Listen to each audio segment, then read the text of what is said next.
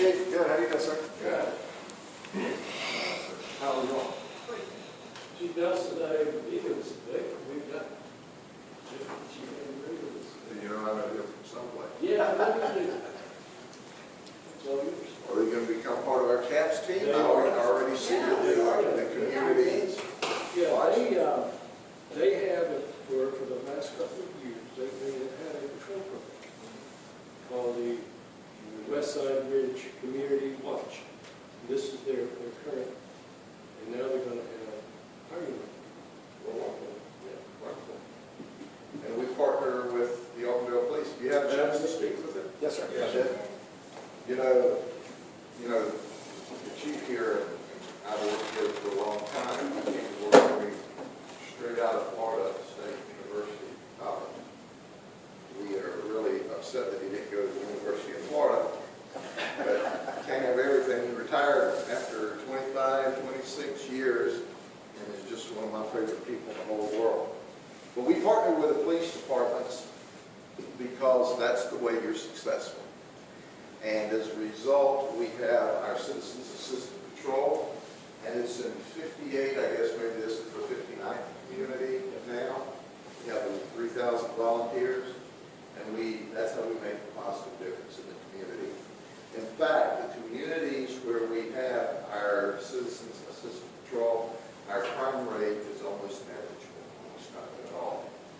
Now, we're not releasing our crime numbers for the unincorporated area and our service cities yet, probably next week, but it looks like we're going to be down another about 6% this year, which puts us at a 42-year low. And a big part of that reason is why? Because of our volunteers, because of the people of the community. I can take my coat off in here. I went around most places without my coat today, and then I put it on, and then now it's warm in here. But as a result, when you think about it, do you remember the days, we call it good old days, when you pull up at a filling station, and they pump your gas? They check the air in your tires, they wash your windshield, they would check your oil, and then if you had a real fancy car, they checked the windshield wiper fluid. Because only the real fancy cars had that. That was the good old days. We paid, what, 29 cents. Sometimes they had gas wars. You might pay 19 or 15 cents a gallon. And they would give you some glassware so you could come back and shop again. Do you remember those days? Yes. Green stamps. Well, this is the good old days as far as crime goes. Crime is at a 42-year low. And to me, that's unbelievable. And do you know why it's at a 42-year low? Because that's as far back as we kept records. We may be at a 100-year low per capita, but we just don't know because 42 years is as far back as we've kept records. But we do know that we're safe. Now, when you watch the evening news, you see all this crime, and you think, oh my gosh. But you realize in the state of Florida, there are 19 million people. So when you see an event that happened in West Palm Beach or Miami or Tampa, we think about it as being a neighborhood event. When you see a shooting at a school, God forbid, it's like it's a shooting at our school. But the whole world was brought into our living room now. But really, you're walking around in the safest times that we have had since I was a kid. And the reason our crime's down and keeps going down is in large part because we have figured out that the old Joe Friday model, just the facts, man, give me the facts and stand back and let us do it, doesn't work. What really works is when we get everybody involved, and if you see something, if you hear something, say something. And that's the way we make a positive difference. We build trust in the communities and make a positive difference. So with that, you're going to join our team. And when I say our team, it's also the Auburndale Police team because this is in the city. And as a result, we're going to make a really, really positive difference. Now, on or about your birthday, I'm going to send everybody a birthday card. Has anybody received a birthday card from me yet? Okay. Did it come on or about your birthday? Yes. That means you fill the application out correct.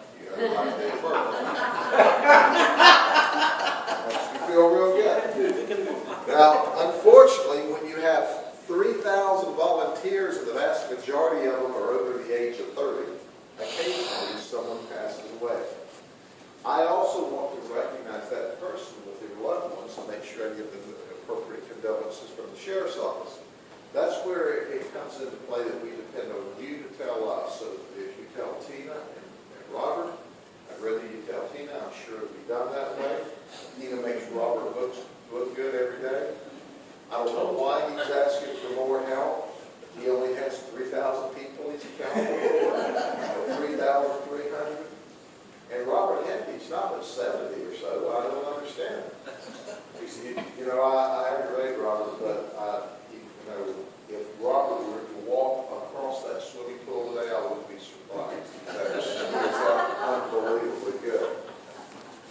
But please let me know if someone passes away so I can appropriately recognize them. That's the way I want to learn about it.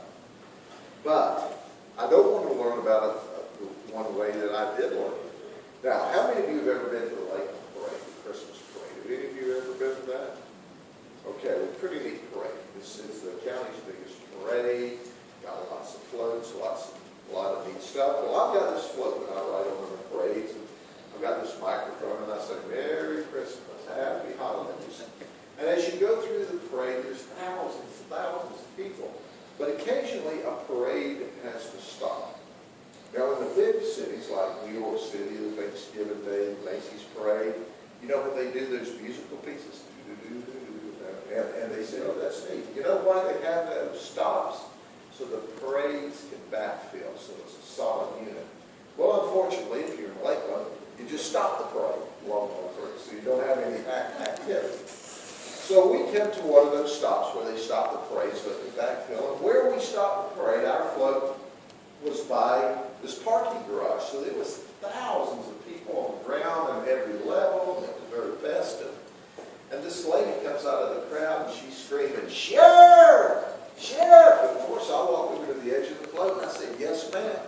She said, you sent my husband a birthday card. I said, that's great. She said, no, he's dead! Well, there's about 30,000 people show up in that parade. I don't know if all 30,000 heard it, but I think 4,000 or 5,000 did. And about that time, off the parade goes. You know, I may still be sending her husband a birthday card. So it's important that we communicate. But it is my honor to welcome you as part of our team, because we know that we can only be successful with the strength and energy of each of you. Now, I'm going to add something into this speech today that I don't normally do, and I call it education. Because in November, you're going to have an opportunity to cast a vote for medical marijuana. Now, it got enough signatures to get on the ballot, and the Supreme Court said, yes, it's a single subject issue, so there's going to be a vote. The overwhelming number of voters, I call them compassionate voters, right now, if you believe the polls, say this is going to pass, medical marijuana. And it's going to pass because the overwhelming number of people are compassionate and say, hey, people are very, very ill. If they've got these debilitating diseases, if they're at end of life, and this cannabis helps them, whether there's any medical purpose in it or not, why not let them do it? What's it going to hurt? And that's why the vote's there. Now, if you take that same set of voters and you ask them, do you want to legalize marijuana in the state of Florida? By 2-1, they say that they don't. So here's my education for you tonight. That constitutional amendment to legalize medical marijuana in its current form that you're going to vote on is a fraud. Will it help those that are significantly sick? It can. But it also allows, if they've got a loophole big enough to sell an aircraft carrier through, that your children or grandchildren could go there and say, you know, I've got test anxiety, I'm so stressed out. And they get a referral. And your teenager can go get medical marijuana. Your 16-year-old daughters can say, I have menstrual cramps, and I hurt so bad, and they can go get medical marijuana. Your 18-year-old sons can say, you know, I've got these terrible back spasms, and you can get medical marijuana. My wife said, "Live, the minstrel cramps out. You don't know what it's like at that hour." But here's the truth of the matter. The truth is, it's been written in such a way that they're duping us so that it's the first step to totally legalizing marijuana. So what my statement is, I would rather than just put it on the ballot. Do you want to legalize marijuana or not? Do you know why they didn't try for that constitutional amendment? They knew it would fail. So they're going the medical marijuana route to get the toehold. Now, how you vote is up to you. And I'll do my dead level best with my colleagues to try to deal with the after effects from it. But probably the best thing I heard was I had this lady, she's from MSNBC, down here filming a piece with me, and she's a producer. And you know, they're more liberal than we cops are. And she looked at me as she put her glasses up on her head, and she says, "Sharon, you got to explain to these people, this ain't the marijuana we smoked 30 years ago. This is bad stuff." Now, when somebody who comes from that more accepting and tells you they smoked marijuana 30 years ago, and this ain't that stuff, and it's bad, that's probably a clue for all of us.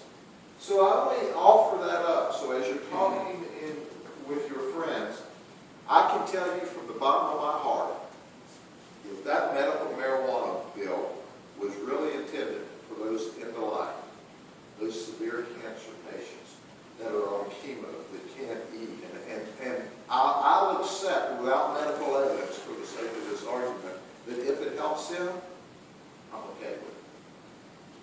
But that's not what, that is not what you're voting on.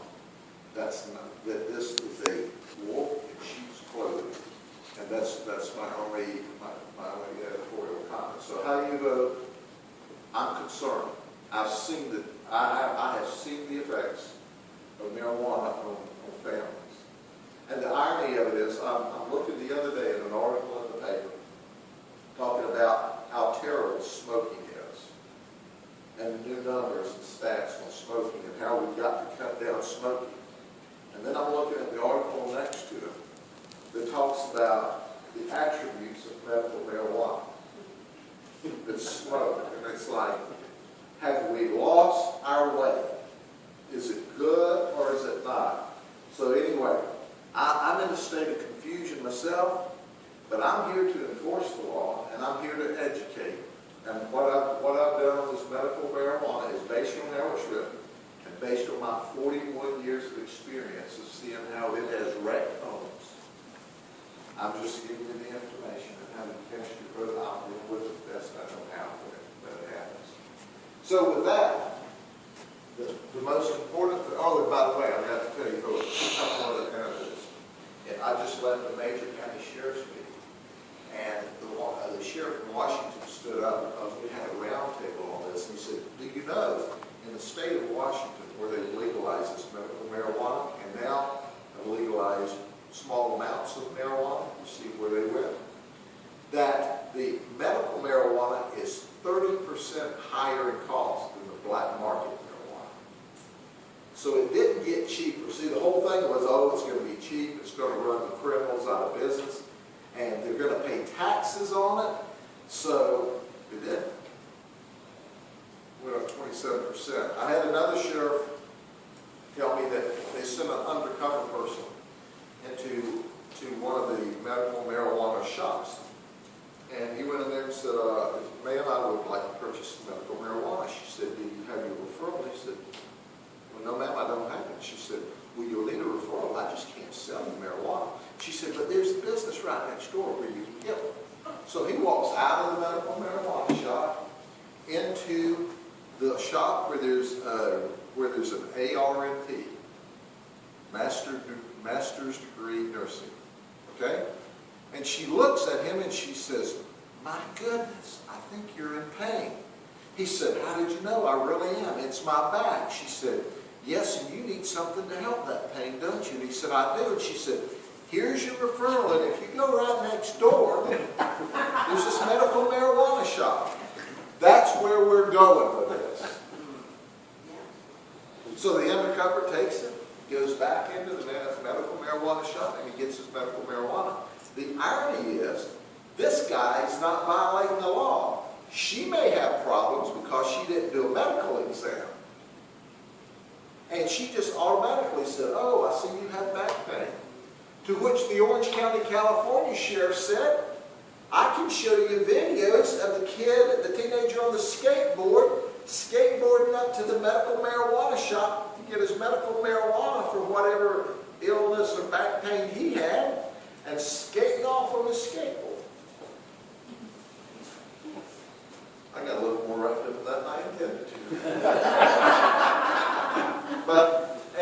And it wouldn't bother me near as much if we just put a straight up question there. Do you want it or not?